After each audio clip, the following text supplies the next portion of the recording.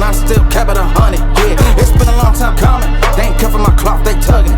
Putting up numbers, 99 problems, and I still kept it 100. Yeah, who don't play, who play, who play, who play, who don't play, who play, who play, who play, who don't play, who play, who play, who play, who don't play, who play, who play. What is up, Buff Nation? CU sitting at 7-2, with the Utah Utes coming to town for a noonday kickoff.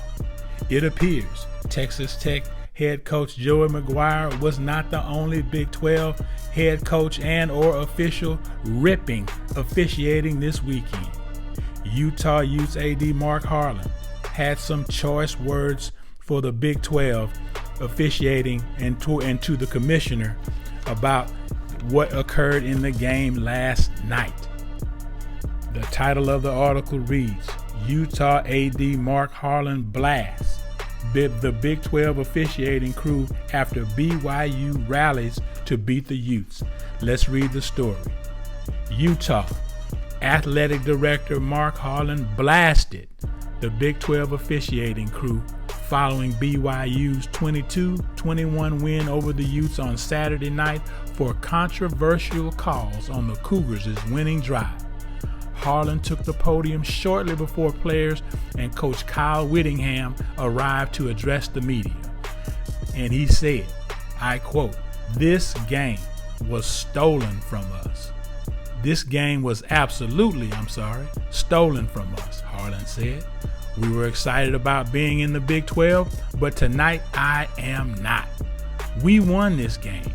Someone else stole it from us. Very disappointed. I will talk to the commissioner. This was not fair to our team. I'm disgusted by the professionalism of the officiating crew tonight." Utah appeared to have stopped BYU twice on 4th down on the final drive. What does that remind you of? CU, 4th down, final drive. Both times the play was wiped out by officials. Well, not in your case, CU. BYU quarterback Jake Retzlaff threw an incomplete pass in the end zone, but the play was blown dead a few seconds after the snap because officials said BYU called a timeout before the snap. Now, why is that important? CU, why are we talking about this? Well, anytime you have an opportunity to put a game away, you must close out the game to take away the human component of officiating. People make mistakes sometimes. Yes, in the most critical moments. Take it with a grain of salt. Listen to what I'm trying to tell you. Don't put it in the hands of the human component. Put teams away when you have the opportunity. Now, these last couple of contest opportunities, you all kind of slacked up at the end. Not necessarily allowing teams back into the game, but at least giving them some type of hope. If you recall, don't give a team any reason to think they can come back and beat y'all, and then don't put destiny in the hands of the Zebras, because they are human too.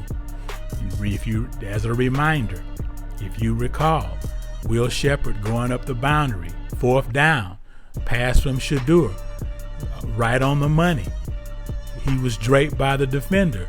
9 times out of 10, they would make that call and call that pass interference. You all to extend the drive and possibly go on toward the tie or the win. So come on, CU. When Coach talks about closing out games the right way, special teams being special, and all the things that he admonishes you all after games, and especially after wins, you all need to take it to heart and listen. Now, moving right along, you must play in such a way to put teams away when you have the opportunity. Utah is coming to town wounded. And when I say wounded, I mean wounded. That game they played last week is what they call the Holy War. And I know I'm not going over the top with this, but that's what the Utah And when Utah Utes play BYU, they call that the Holy War. That is the rivalry of rivalries for each of those two teams. And believe me, no team wants to walk away with the L. And especially when you felt like you had the dub in hand and it was taken away. Don't put yourself in that position, CU. Do not take your foot off the gas when you all are in a position to put teams away. Do not do that to yourself another game this season, CU. You don't want to have to look back on this season and wonder what if we had listened to Coach Prime. What if we had listened to our coaches and put that game away? What if we would have had a better week of practice? What if we would have done the things the coaches asked us to do in practice that week? What if? Now, moving forward, the beauty of an ugly win, talking about the win last night, CU. The beauty of an ugly win is you leave a lot to be desired. You leave enough to work on this week in practice and stay focused and determined on reaching team goals. Don't believe the hype, CU. Fans will shower you with praise sitting at 7-2, telling you how good you are this week. Do not allow complacency a room in your heart and mind to set up residency. Enjoy the Signature Road win in Lubbock and be ready to get back to work. Plan to prepare this week for a great week of practice. Utah is coming off, as I stated earlier, a controversial loss versus BYU, and they're coming in wounded and determined on ruining your opportunity to compete for a Big 12 title. Yes, CU, it will take an excellent week of practice in all three phases to get this win. All three phases. After your academic requirements have been met, focus on film study, and film study. There is no such thing as studying too much film. As a matter of fact, instead of PS5 and Xbox, arrange a position meeting with your crew with food, and you all watch game film of Utah, checking for pre-snap tips and any tendencies amongst any of the players or opposing players that may unknowingly assist you all, the defense, on what's coming next. Everyone has tendencies. You all have tendencies. There's certain things you all do pre-snap that may tip someone who has studied proper film. That's the reason, if you recall y'all Zoom meeting with Ray Lewis, he talked about film study. What made him and Ed Reed such great players, Hall of Fame players, was their film study.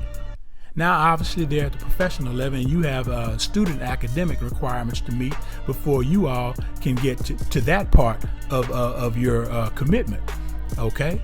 But film study, guys, film study. A great week of practice coupled with proper film study will always put you on the path to success. Proper film study is watching film with the intention on picking up something you can see the other player is doing pre-snap to tip you off which way the play may go. And once you have found that, meet with your position coach, and you all look at the film together, and you all perhaps could come up with a game plan on how you may respond to that. If he's going to allow you to work outside of the parameters of the game plan when you see that type of a play coming your way. All right? Defense wins championships. So remember that while y'all are thinking about playing PS5 or Xbox, there are only 3 opportunities left to contribute to the program, coaches, teammates, and plus a possible, well, y'all have earned it, the bowl game that you all will certainly play in this season. Now, what type of bowl game you all will play in will be determined by what you do this next contest.